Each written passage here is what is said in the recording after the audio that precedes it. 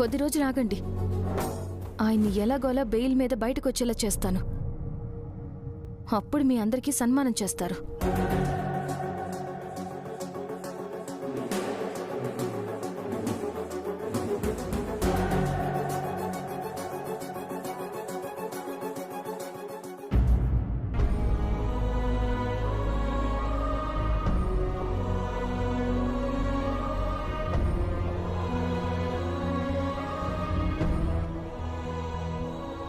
ఏంటి బ్రదర్, ఏమైంది? ఏంటి అటు చూస్తున్నావు? ఏం లేదులేండి. ఇందాకటి నుంచి చూస్తున్నాను, ఏదో టెన్షన్ పడుతున్నావు. నేనా? టెన్షనా? లేదే, నాకెందుకు టెన్షన్? పోలీస్ ఆఫీసరు స్టేషన్ వదిలి ఎప్పుడు వెళ్తాడనా? రేయ్, సైలెంట్గా ఉండలేరా? ఏంటి అక్కడ పంచాయతీ పెట్టారు? ఏం లేదు సార్, ఏం లేదు. బస్సు ఎట్రా?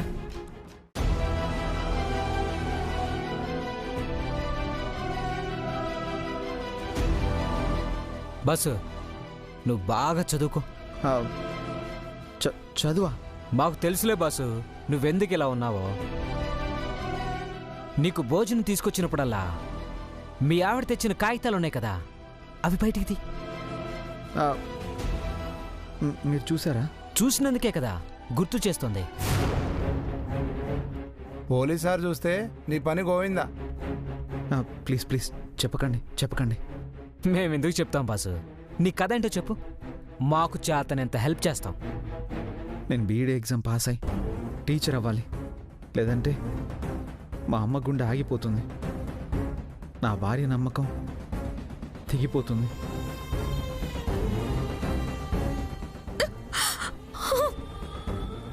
నవ్వుతూ ప్రేమని కురిపిస్తూ నటిస్తూ మీరు మాస్టారు అని నన్ను భలే మోసం చేశారు.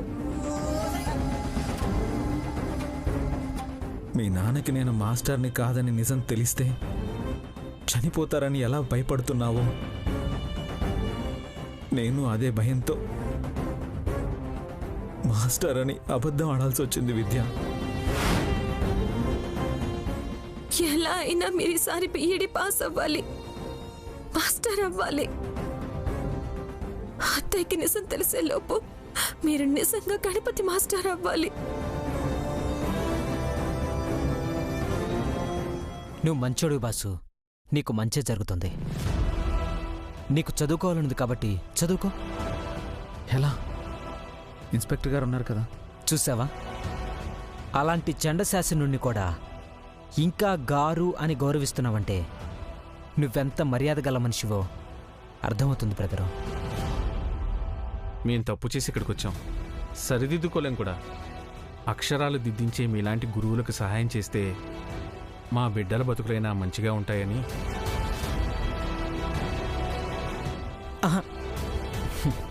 ఊరుకో బెదరు, నువ్వు దండం పెడతావేంటి?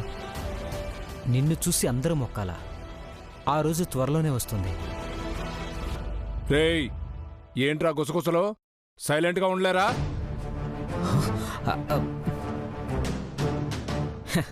ఏంటి సార్, మేమేదో మాట్లాడుకుంటున్నాం టైం పాస్ కావడానికి.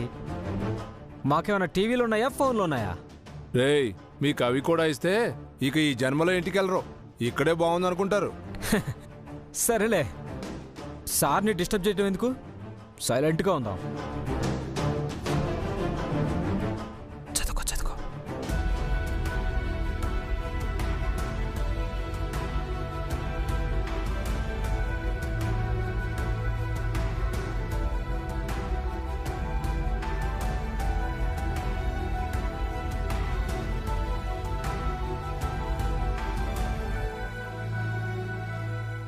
ఎంతసేపు అలా నుంచుంటారా?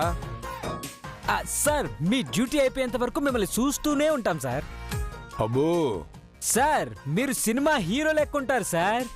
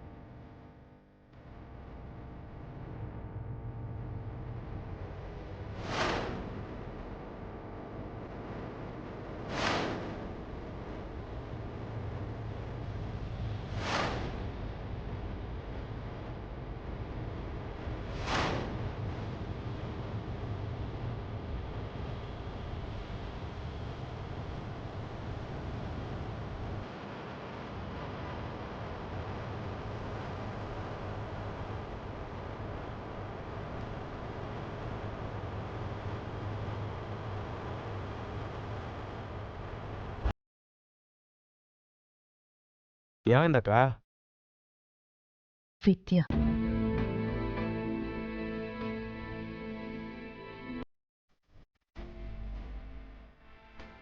పాపం అక్క విద్య మన గణపతి గారి గురించే బాధపడుతుంది.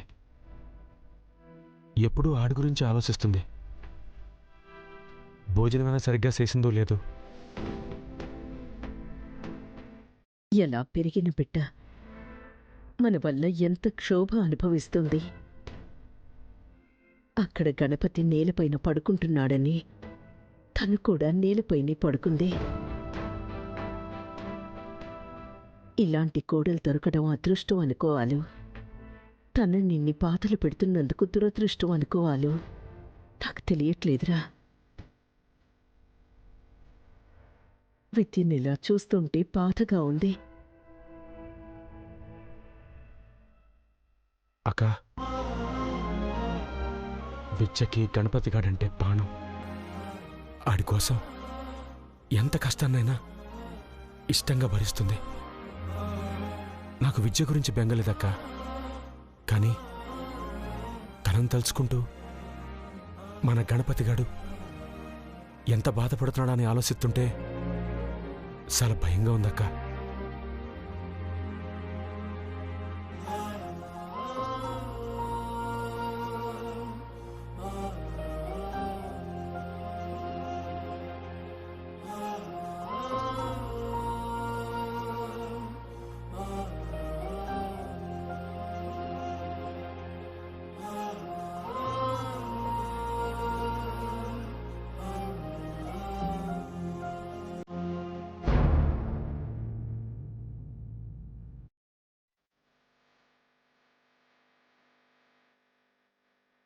Constable, yes sir. వెళ్ళి అని పట్టరా. Okay sir. ఏ బాబు, సార్ రమ్మంటున్నారా?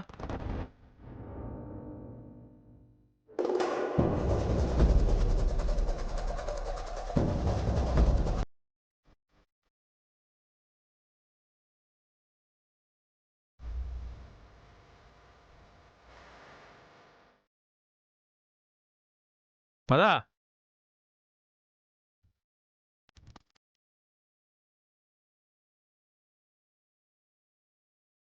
నీకు ఎలాగూ బెయిల్ వచ్చే పరిస్థితి లేదు, అది తెప్పించుకునే స్థితి నీకు లేదు. ఎందుకు ఇంత ప్రయాసపడతావు? ఇదిగో ఈ తెల్ల కాగితాల మీద సంతకాలు పెట్టు. తెల్ల కాగితం మీద సంతకం చేయడానికి నేను చదువురాని వాడిని కాదు సార్. మీరేం రాసుకుంటారో నాకు బాగా తెలుసు. అవునా? అయితే సరే, ఇదిగో ఇదంతా చదివి ఈ కాగితాల మీద సంతకాలు పెట్టు.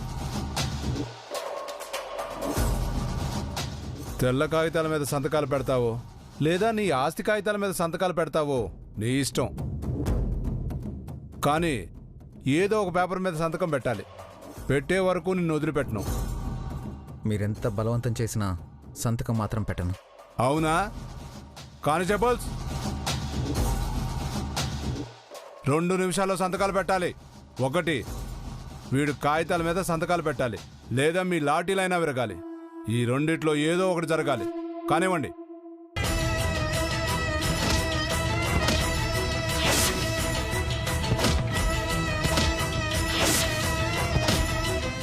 ఏమండి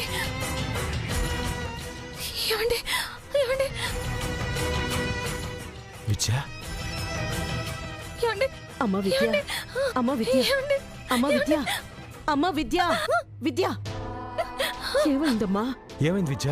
పేడకల బాబాయ్, పేడకల. ఏదైతే జరగకూడదు అనుకున్నానో అదే ఒక పేడకలగా హెచ్చరిస్తుంది. ఆయనకి ఏదన్నా అయితే నేను భరించలేను బాబాయ్, భరించలేను. ఏమైంది విద్య? ఇప్పటి వరకు జరిగింది చాలదన్నట్టు ఇంకా ఏమని కలొచ్చింది? ఆయన్ని ఆయన్ని ఏదో సంతకం పెట్టమని పోలీసులు కొడుతున్నట్టుగా అనిపించింది అత్తయ్య.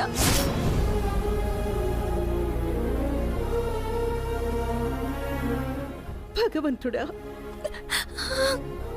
నా కొడుకు ఇంకా ఎన్ని అవస్థలు పడాలో ఎన్ని చిత్రహింసలు పడాలో అర్థం కావడం లేదు. ఏ పాపం తెలియని వాడికి ఎన్ని కష్టాలా. ఊరుకో అక్క. విద్య, ఊరుకోమ్మా. మీరు కంగారు అడకండి. ఆడికేం కాదు. అమ్మ విద్య, నువ్వు కూడా ఆడి గురించి ఆలోచిస్తూ ఇట్ట నేల మీద పడుకుంటే ఎట్టాగమ్మా? అలా ఎక్కువగా ఆలోచిస్తే ఇలాంటి కళ్ళే వస్తాయి. నువ్వు ఇక్కడ బాధపడుతున్నావు అని తెలిస్తే ఆడక్కడ ధైర్యంగా ఉండలేడమ్మా. నువ్వే ఆడికి ధైర్యం చెప్పాలి. భార్యగా ఆయన కష్టాన్ని సుఖాన్ని పంచుకోవాలి కదా బాబాయ్. ఆయన అక్కడ బాధలు పడుతుంటే నేను మాత్రం సంతోషంగా ఎలా ఉండగలను బాబాయ్?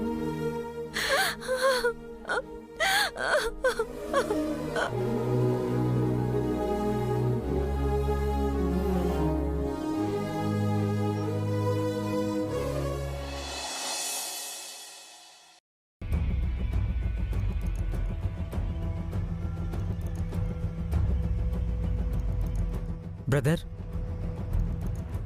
మేం చేసే నేరాలతో పోల్చుకుంటే నీదసలు తప్పు కూడా కాదు. ఎందుకు నిన్ను ఇంతలా హింసిస్తున్నారు? అసూయ అనుకుంటా. మీ బంధువులే మీకు శత్రువులంట కదా, విన్నాం. మన వాళ్ళని నమ్మితే మోసమే చేస్తారు. అది తట్టుకోలేకే కదా నేను ఒకటి కాల్ తీసేసి ఇక్కడికి వచ్చాను. అలా చెప్పుకుంటూ పోతే మా నేరాలు ఒక్కొక్క కథే వస్తుంది.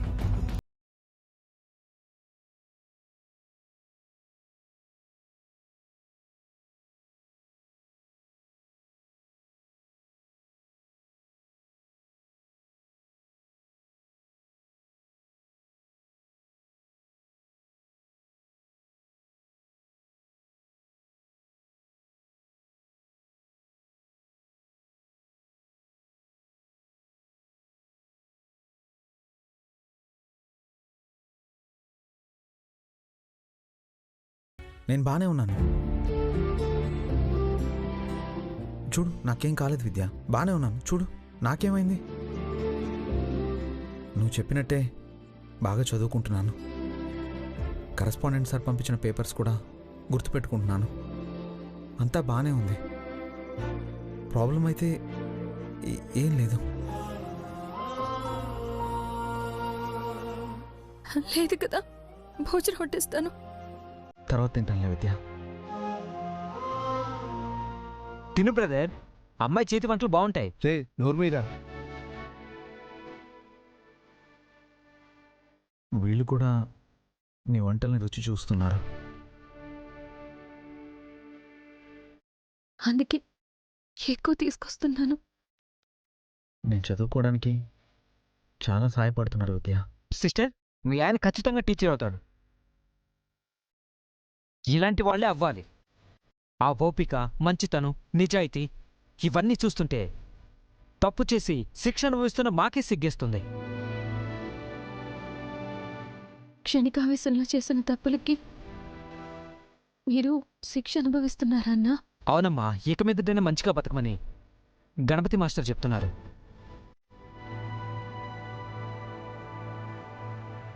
ఆయన పాస్ అయితేనే మాస్టర్ అయ్యేది. అయినట్టే అనుకో అమ్మా. పరీక్షల్లో ఫెయిల్ అవ్వచ్చు, కానీ మనిషి గుణంలో ఫస్ట్ క్లాస్లో పాస్ అయిపోయాడు.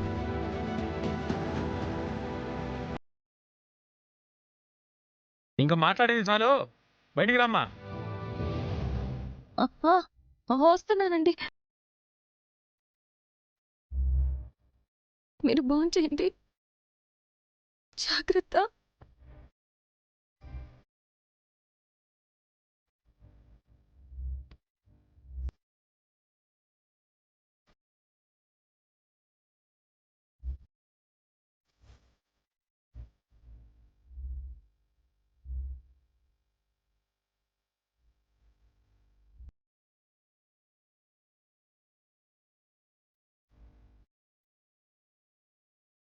బ్రదర్, నిన్ను కొట్టారని నువ్వు చెప్పలేకపోయినా నీకేదో అయిందని ఆ అమ్మాయి ఎలా కనిపెట్టిందో చూసావా?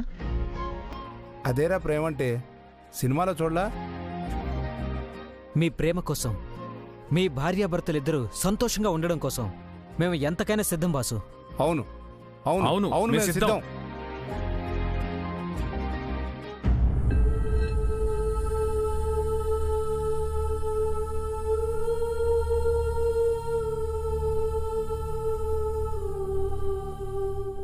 సార్ పిలిచారట. అమ్మా విద్య, నీ భర్త గణపతిని రేపట్లోగా విడిపించుకోకపోతే తను ఎంత కష్టపడి చదువుకున్నా ప్రయోజనం ఉండదమ్మా. అదే పనిలో ఉన్నాను సార్, కానీ వీలు పడ్డం లేదు. ఎల్లుండి పరీక్ష రాయాలంటే తను హాజరు కావాలి. జైల్లో ఉంటే ఎలాగవుతుంది? బెయిల్ రాకుండా చేస్తున్నారు సార్. అవన్నీ అనవసరం అంటారమ్మా. సమయానికొచ్చి పరీక్ష రాశాడా లేదా అనేదే చూస్తారు. ఏదో ఒకటి చేసి ఆయన్ని తీసుకొస్తాను సార్. తెలిసి తెలియక తప్పు చేసిన ఖైదీలే ఆయనకి సహాయపడుతున్నారు, కానీ సొంత వాళ్ళు మాత్రం పట్టించుకోవడం లేదు. అయిన వాళ్లే ఇరికిస్తే ఆశించడం ఎందుకమ్మా? లేదు సార్, మీ కష్టం మీ సహాయం వృధా పోదు. పోలీస్ స్టేషన్లో 24 గంటలు కష్టపడి చదువుతున్న మా ఆయన పరీక్ష రాయాలి, టీచర్ అవ్వాలి. అయ్యేలా చేస్తాను.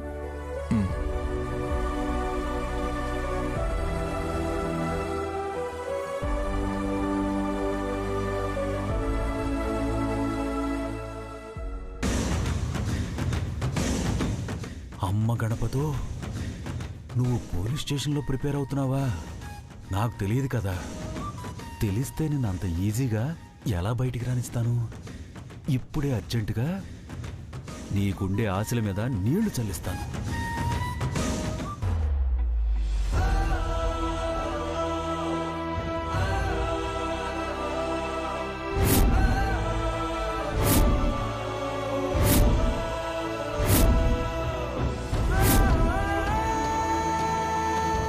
నిధి, మనం పార్టీ ఎక్కడ చేసుకుందాం?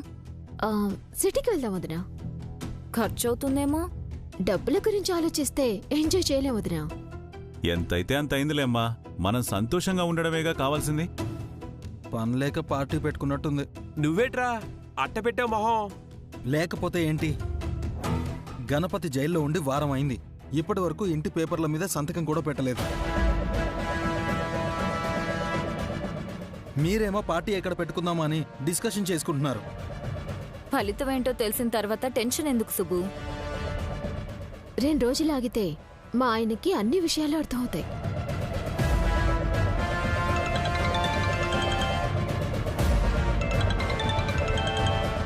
గణపతి టీచర్ ఫోన్ చేస్తున్నాడేటి? మావాడా? అయినా పోలీస్ స్టేషన్లో ఉండి ఎలా మాట్లాడుతున్నాడు? మీవాడు కాదులేవై, ఇంకో క్యాండిడేట్ ఉన్నాడు. వివరాలు తెలుస్తాయిగా. స్పీకర్ ఆన్ చేయి విఘ్నేష్. అలాగే నాన్న. హలో, ఏంటి బ్రదర్, గొంతులో హుషారు వినిపిస్తోంది? మేమందరం పార్టీ చేసుకొని చర్చించుకుంటున్నాంలే. అందులో వచ్చిన ఆనందమేలే. ఇది ఏటో చెప్పు. పార్టీ చేసుకోవాలనుకుంటున్నారా? అవునులే. తల మీద తడిగొట్టేసుకుని బాధతో ఒక్కొక్క పెగ్గు కొడతారేమో.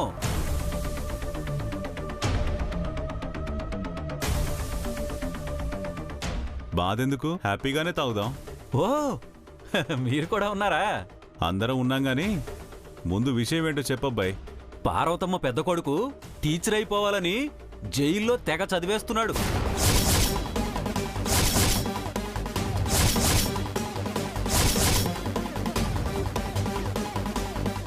జైల్లో ఎలా చదువుతాడు? ఓ, లేడీస్ కూడా ఉన్నారా? నమస్కారం అమ్మా. పట్టు వదలని విక్రమార్కుళ్ళ బీఈడీ అనే పరీక్షని బేతాళుడిలా భుజాన వేసుకుని ఆ గణపతి కష్టపడిపోతున్నాడమ్మా.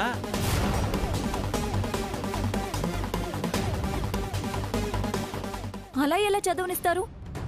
మర్డర్ చేసినోడు, దొంగతనం చేసినోడు, కిడ్నాప్ చేసినోడు, ఇలా రకరకాల నేరాలు చేసిన ఖైదీలే టీచర్ అవ్వాలన్న సంకల్పంతో ఉన్న మన మంచి గణపతిని చూసి ముచ్చటపడి పోలీసుల కంటపడకుండా సహాయం చేస్తున్నారంట.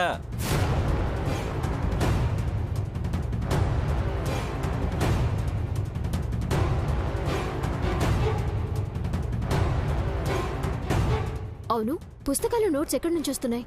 కరెక్టే కదా. మరీ ఇంత అమాయకులేంటండి మీరు? సెంట్రల్ జైలుకే పోలీసుల కళ్ళు కప్పి ఫోన్లే వస్తుంటే పుస్తకాలు రావా? మా కరస్పాండెంట్ గారు లేరు, ఆయన ఎగ్జామ్స్కి సంబంధించిన నోట్స్ అన్నీ రాసి గణపతి గాడి శ్రీమతి విద్యకిస్తే ఆవిడ క్యారియర్లో పట్టుకెళ్తుందంట.